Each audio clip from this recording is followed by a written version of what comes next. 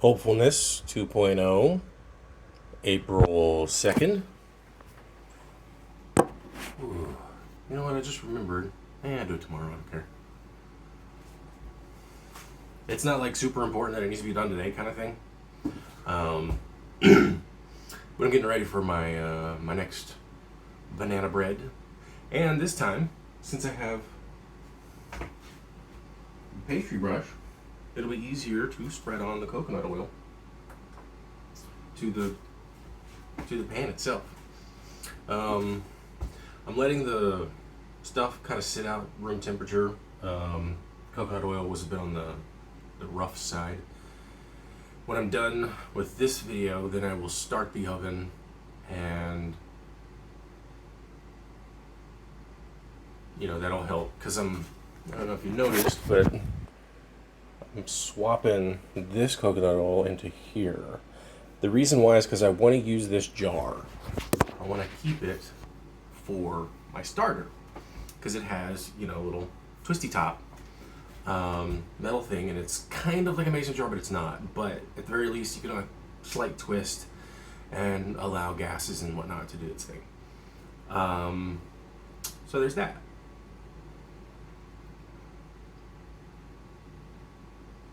The rice, like I said, turned out pretty good.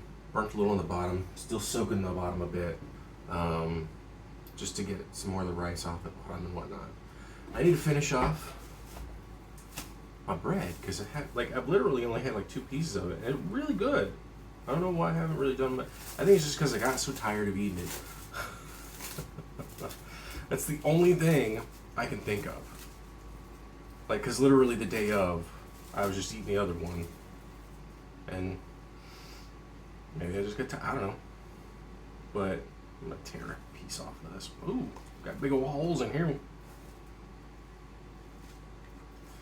It breaks apart much easier. I mean, that took no effort.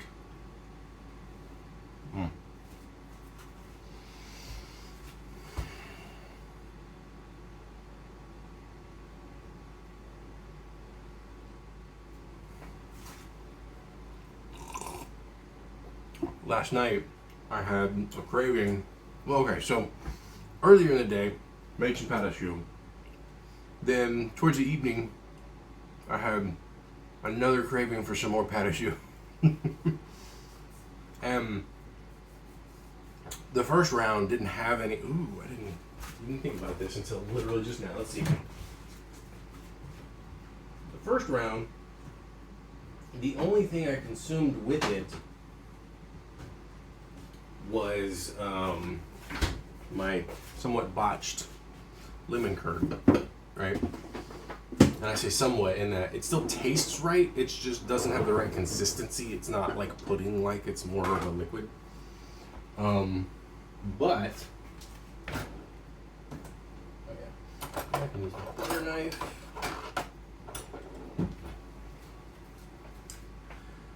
The second time around, I didn't have any. First time I didn't have any egg wash on it, because I just didn't think about it until it was like halfway done. I was like, I'm not gonna fucking make some egg wash right now. But the second time around, I was like, I'll go ahead and do the egg wash, and it's so much better. And they're good on their own anyway, even without the egg wash.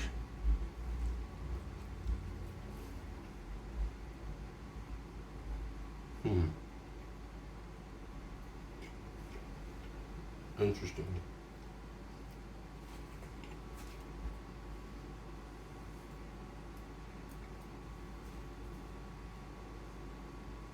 It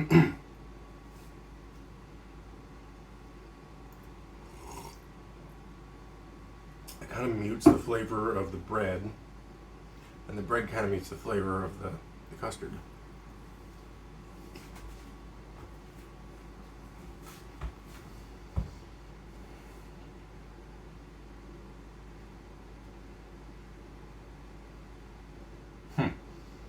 Weird.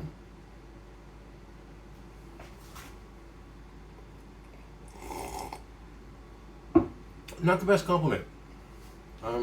It reminds me of that post, I think it's a Tumblr post, where somebody was like, they mixed 2 Gatorades together I want to say it was like the cucumber melon one and like something else. And they were like, it's just a flavor. There's like nothing noticeable. Like there is a sense of flavor, but there's nothing distinguishable. It's kind of the case here, which is weird. But I'm gonna put some sour cream on it to see what it tastes like, because it did it on other ones before. Like the sheer fact that all I have to do is tear it with no real resistance is great. I'm gonna use some of the whey that is. You know, one thing I really wish I had learned this sooner, and also not only just learned it but also realized it, is the liquid in yogurt and other more solid milk products is not something that is bad. It's the whey. It's just parts of the liquid with a bit of the milk proteins kind of seeping and getting, squeezed out.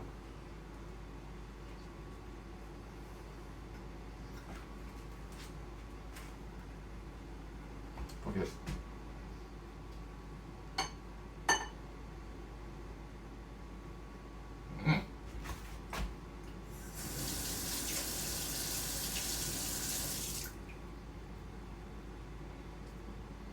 And so it's perfectly acceptable to heat instead of pouring off like I used to for whatever fucking reason.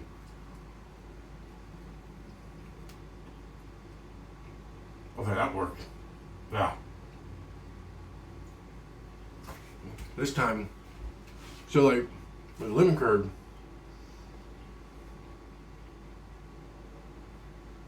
flavors were meeting each other, and I was mostly just kind of getting consistencies. This time, however, with sour cream, I'm kind of getting both. Like they're sort of enhancing each other in a way.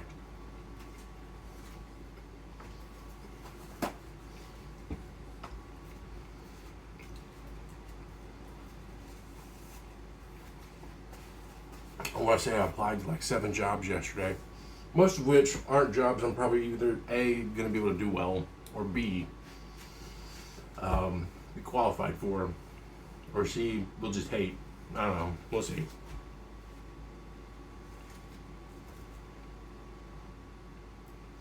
Yeah, it's held up pretty well. I'm gonna have to finish this up probably today though. But one thing also I realized, and I have it sitting in the room here. So I have this thing of peanut butter, this jar of peanut butter that is effectively done. I was just gonna kind of like basically just suck on it all day. I'll spread some on here and see what we got. I mean, it's bread. Put stuff that you put on bread on this, right? Makes sense to me.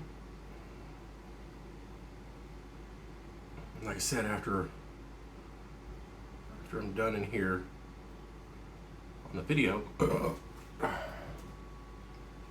and it's not even all what was on there, but it's whatever.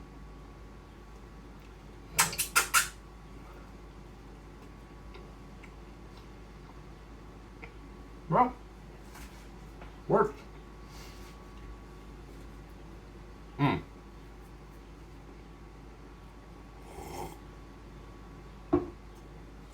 The best way to clear peanut butter off the roof of your mouth is not with milk, it's with water. And the reason is, milk is what is known as a colloid. So it is a solution of fine particulates, milk fats and sugars and the like, mixed in with the water. And, the proteins, for instance, that's the whey, that's also part of it.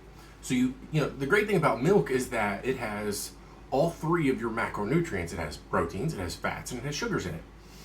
Well, that's all fine and dandy in general, but if you want to get something unstuck, you don't use milk, you use water. Because water is a solvent. It tends to dissolve other stuff. And that's because it doesn't have stuff already dissolved into it like milk. So that would be like trying to wipe off, like, let's say your hand is just completely covered in peanut butter, right? And you're gonna go and stick your hand into a big fucking jar of honey. You might get some peanut butter off, but you're probably not gonna do well.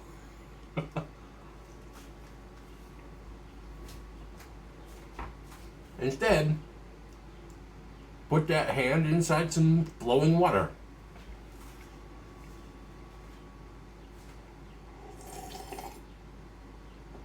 Now, maybe if you had a high pressure honey hose, which in of itself is ridiculous, and I think I'm just going to name the video that. Oh, God. It's so stupid. I love it. High pressure honey hose. Oh, wow. That's fucking stupid. But even so, if you still had a high pressure honey hose and you sprayed something with it, you might get rid of that stuff, but you're still gonna have the fucking honey all over the place.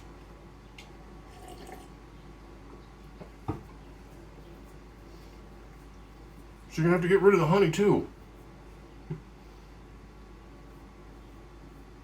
And let's say you had a high pressure milk hose of some kind, I don't know, or a method, or a mouth localized version of something of what, I don't even fucking know. My metaphors and my analogies are getting out of hand. Basically what I'm saying is that, I mean, hell, let's make it simpler. Don't use dirty water to scrape, to get mud off the ground. Use clean water. You know? That's probably the same, because, like, what is dirty water? It is effectively a kind of colloid, because you have all these small particulates of dirt, silt, and whatnot, soil, and whatever, you know, plant matters and bacterias and all sorts of other stuff inside of it, just sitting there. So if I just went over to a pond that was really murky and, like, just like you couldn't see through it at all, and it just looked like this sort of almost gray blob of existence, and I took a pump and I started pumping that water, and I used that water to spray down a muddy driveway, right?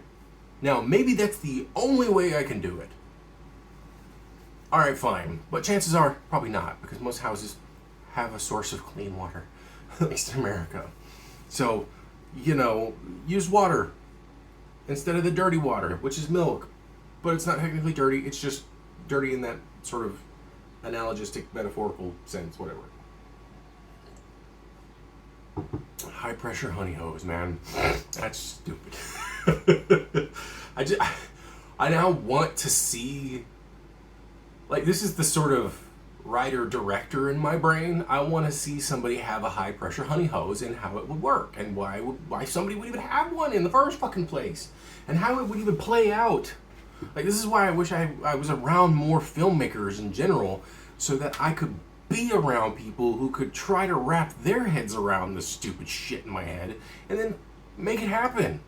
That would be awesome. Like, some of the story, you know, when I was talking about yesterday about the various stories that I wrote, you know, most of them are written in a way in my brain to be visual, to be seen, and that can be difficult, especially when you don't have the resources for it. But let's see if I can put this bread back together. I think I can, because I don't think these actually, oh wait, nope. One second.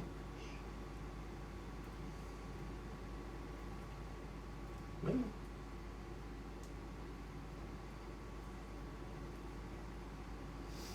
I think I found the spot.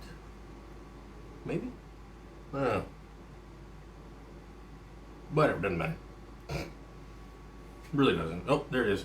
I found the spot. Boom. It's all catty corner and shit because I tore pieces off.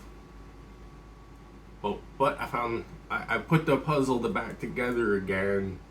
Do I get a prize? Yes, I get bread. Being a dumbass right now.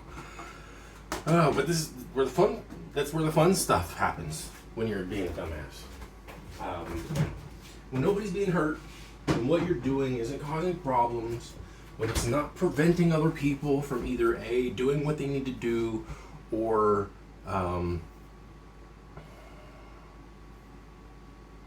if it's not being an impediment for all intents and purposes, or it's not damaging, which is a different kind of impediment, it's okay to be dumb.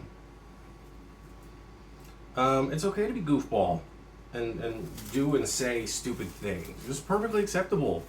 It's okay to be weird. It's okay to be a high-powered high-pressure honey hose. It's okay to be that. Maybe that's what the metaphor could be. I don't know. But it's whatever.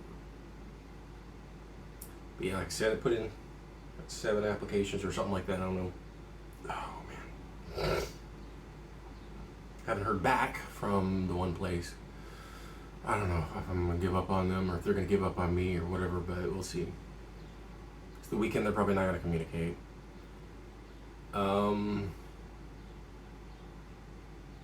See, I'm going to make the bread, take a shower, apply to some more jobs. I've already paid my rent. Prices have gone down. So instead of about $4,000, I now have about $3,800, which sucks. But I could go back up. We'll see. I don't know. That's the volatile nature of the stock market. And I mean, I put it into a pretty reasonable and safe setup, so it shouldn't be too bad. It's largely domestic, so it's largely United States based. But since we're going through this recession right now because of all the bullshit with COVID and everything else. But hey, who knows? Maybe that's a good sign. Maybe that means that the actual economy is going in a good way. I don't know. Now, granted, one could say the actual economy being inflation, so I don't know. It's funny, somebody was like, hey, what if we just put all the debt on one dude and then killed him? And people were like, someone was like, you just recreated Christianity. Which is true. And they even did that in that episode of South Park, and it was dealing with the whole housing crisis and the Margaritaville and all that stuff. And lots of metaphors and analogies there too. Great episode, by the way. Really good. That is an episode that I would say, even if you think you hate South Park and you've never seen it, that's an episode I would say you should watch. Because it's a really smart episode. And it deals with, it deals with Christianity, it deals with all sorts of other stuff, it deals with social issues, it deals with economic issues. And it tells it in a funny way that's not so ribald and so grotesque that, it's just necessarily going to be straight up off-putting for everybody. Now, on the flip side, the one episode that I would tell people to watch of Archer, if they've never seen it and if they're, having, hesitations. I can never pronounce the name, but literally in the first, during the cold open, Mallory Archer's sitting there, it's raining, lightning, thunder, they open the door creaks, and then Archer's like, WD-40, Mom. It's it starts out ooh, this is going to be a horror episode, and then, he just breaks the fourth wall effectively, or he breaks the illusion of that, with, just saying, hey, you could grease the fucking, the hinges on this door, turn the lights on and everything, then, he and Lana see that, oh, hey, there's this dead dude in a giant fucking latex bodysuit, and they go into it and everything, and as they're trying, as Archer is effectively inspecting it, he finds out that there is a large item in the dead man's ass. He's like, what is in this man's ass? And then it cuts, does the intro, and then it goes back. He's like, Mother, what is in this man's ass? But like, the entire first cold opening tells you everything. Like, it showcases everything that Archer is as a show, and it kind of knocks it up a bit. It's great. It's funny because I haven't actually been watching any animated shows in a while. I don't know why. I think it's just kind of, expanded the horizons, if you will. I don't fucking know.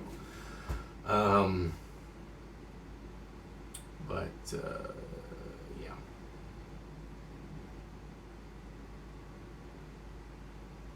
I mean, I would regularly watch Futurama day in, day out. It would be on when I was asleep. It would be on while I was awake in the background.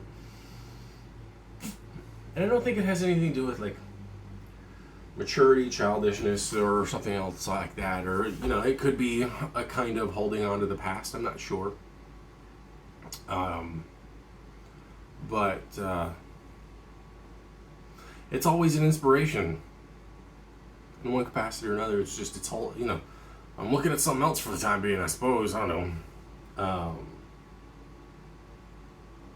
I go to bed listening to Shibasaki watercolor painting usually.